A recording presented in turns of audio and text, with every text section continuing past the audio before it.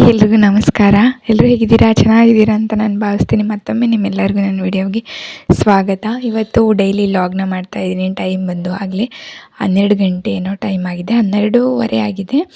Full ಮಳೆ start ಆಗಿದೆ. ಚಳಿ ಕೆಲಸ ಮಾಡೋದು, ಕೆಲಸ ಎಲ್ಲ ಬೆಳಗ್ಗೆನೇ ಪೂಜೆ ಗೀಜೆ ಎಲ್ಲ ಮುಗಿಸ್ಕೊಂಡು, ಇದು ಮಂಗಳವಾರ ಮತ್ತು ಬುಧವಾರದ್ದು ಸ್ವಲ್ಪ ಕ್ಲಿಪ್ಪಿಂಗ್ಸ್ನ ಡೈಲಿ ಲಾಗ್ ಥರ ಡೈಲಿ ಲಾಗ್ನ ನಾನು ಶೇರ್ ಮಾಡ್ಕೊಳ್ತಾ ಇದ್ದೀನಿ. ಪ್ಲೀಸ್ ಹೊಸ್ದಾಗಿ ಯಾರು ನೋಡ್ತಾ ಇದ್ದೀರಾ ಸಬ್ಸ್ಕ್ರೈಬ್ ಮಾಡ್ಕೊಂಡು ಸಪೋರ್ಟ್ ಮಾಡಿ, ನಿಮ್ಮ ಅನಿಸಿಕೆನ ಕಮೆಂಟ್ ಮಾಡಿ ಅಂತ ಹೇಳ್ತಾ, ಚಳಿ ಅಂತ ಸುಮ್ಮನೆ ಆಗಿ ಕೆಲಸ ಬೇಗ ಮುಗಿಸ್ಕೊಂಡೆ. ಮಕ್ಕಳು ಸ್ಕೂಲಿಗೆ ಹೋದರು, ಮನೆಯವರು ಆಫೀಸಿಗೆ ಹೋದರು.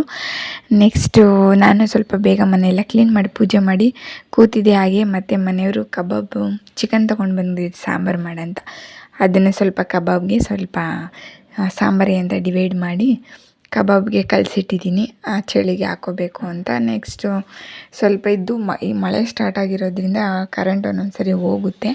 ಇದು ನಮ್ಮ ಮನೆಯವರು ಫ್ಲಿಪ್ಕಾರ್ಟಲ್ಲಿ ಬುಕ್ ಮಾಡಿದರು. ಚೆನ್ನಾಗಿದೆ ನೋಡಿ ಯಾವ ಥರ ಇದೆ. ಸುಮ್ಮನೆ ಹಿಂಗೆ ಟಚ್ ಕೊಟ್ಟರೆ ಆನ್ ಆಗುತ್ತೆ, ಮತ್ತು ಟಚ್ ಕೊಟ್ಟರೆ ಆಫ್ ಆಗುತ್ತೆ. ಫಸ್ಟು ಸೆಕೆಂಡು ತರ್ಡ್ ಆ ಥರ 3 ಸ್ಟೆಪ್ ಇದೆ.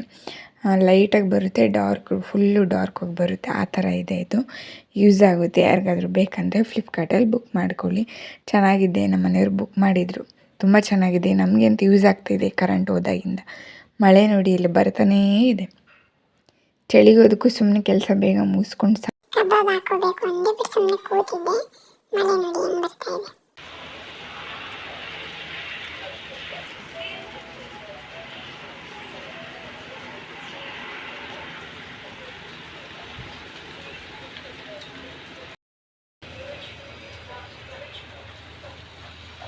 ಸಿಂಪಲಾಗಿ ಪೂಜೆ ಎಲ್ಲ ಮುಗಿಸ್ಕೊಂಡಿದ್ದೀನಿ. ನನಗೆ ರಂಗೋಲಿ ಹಾಕೋದಂದರೆ ತುಂಬ ಇಷ್ಟ ನೋಡಿ. ಪುಟಾಣಿ ರಂಗೋಲಿ ಹಾಕ್ಕೊಂಡಿದ್ದೀನಿ.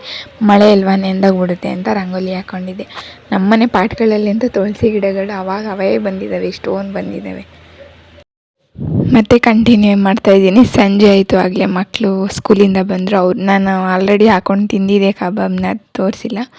ಮಕ್ಕಳಿಗೆ ಸ್ವಲ್ಪ ಕಬಾಬ್ ಹಾಕ್ಕೊಡ್ತಾಯಿದ್ದೀನಿ. ಸ್ಕೂಲಿಂದ ಬಂದ್ರಲ್ವ, ಮಳೆ ಚಳಿ ಚೆನ್ನಾಗಿರುತ್ತೆ ಅಂತೇಳಿ ಚೆನ್ನಾಗಿ ಮ್ಯಾರಿನೇಟ್ ಆಗಿತ್ತು. ಅದು ಕಳಿಸಿಟ್ಟಿದ್ದಿಲ್ಲ, ಇನ್ನು ಸ್ವಲ್ಪ ಇದೆ. ಅವ್ರಿಗೂ ಸ್ವಲ್ಪ, ನಾನು ಸ್ವಲ್ಪ ಹಾಕ್ಕೊಂಡಿದ್ದೆ. ಮನೆಯವ್ರಿಗೆ ಒಂದು ಸ್ವಲ್ಪ ಇಟ್ಬಿಟ್ಟು ಒಂದು 3 ಪೀಸ್ ಅಷ್ಟು ಮತ್ತು ಮಕ್ಳಿಗೆ ಕೂಡ ಹಾಕ್ಕೊಡ್ತಾಯಿದ್ದೀನಿ. ಚೆನ್ನಾಗಿತ್ತು, ಕ್ರಿಸ್ಪಿಯಾಗಿ ಟೇಸ್ಟಿಯಾಗಿ ಚೆನ್ನಾಗಿತ್ತು. ನಾನು ಆವಾಗಲೇ ಹೇಳಿದೆ ಕಳಿಸಿಟ್ಟಿದ್ದೆ ಅಂತ. ನಾನು ಕಳಿಸಿಟ್ಟಿರಲಿಲ್ಲ, ನಮ್ಮ ಮನೆಯವರು ತೊಗೊಬಂದಿಟ್ಟು ನೀಟಾಗೆಲ್ಲ ಮಿಕ್ಸ್ ಮಾಡಿ ಇಟ್ಬಿಟ್ಟು ಹೋಗಿದ್ರು. ಆಮೇಲಿಂದ ಹಾಕೋ ಚಳಿಗೆ ಅಂದ್ಬಿಟ್ಟು ಹಾಕು ಅಂತ ಹೇಳಿಟ್ಟು ಹೋಗಿದ್ರು. ಚೆನ್ನಾಗಿ ಕಬಾಬ್ ಎಲ್ಲ ನಮ್ಮ ಮನೆಯವ್ರು ಸೂಪರ್ ಚೆನ್ನಾಗಿ ಮಾಡ್ತಾರೆ. ಮಕ್ಕಳಿಗೂ ಹಾಕ್ಕೊಟ್ಟಿದ್ದೀನಿ, ಅವರು ತಿಂತಾಯಿದ್ದಾರೆ. ಚಳಿಗೂ ಮತ್ತಿನ್ನೇನು ಕೆಲಸ, ಏನು ಅಡುಗೆ ಮಾಡೋದು, ಸಾಂಬಾರು ಹೆಂಗೂ ಚಿಕನ್ ಇತ್ತೆಲ್ಲ ಸಾಂಬಾರು ಮಾಡಬೇಕಿತ್ತಲ್ವ, ಕಬಾಬ್ ಹಾಕ್ಕೊಟ್ಟಿದ್ದೀನಿ. ಅವರು ಸ್ವಲ್ಪ ತಿಂದು ಅವರಿಗೆ ಸ್ವಲ್ಪ ಹೊತ್ತು ಆಟಾಡಿಸಿ ಏನಾದರೂ ಓದಿಸ್ಬಿಟ್ಟು ಆಮೇಲೆ ಸಾಂಬಾರು ಮಾಡೋಣ ಅಂತ ಕೂತಿದ್ದೀನಿ. ಹಾಗೆ ಮಲ್ಕೊಂಡ್ಬಿಟ್ಟಿದ್ದೀನಿ, ಚಳಿ ಆಯ್ತಿತ್ತು. ಕೂತಿದ್ದೆ ಸೋಫಾ ಮೇಲೆ.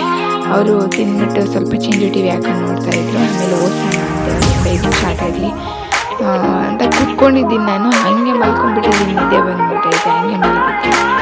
ಮತ್ತು ಇದು ನೆಕ್ಸ್ಟ್ ಡೇ ಕಂಟಿನ್ಯೂ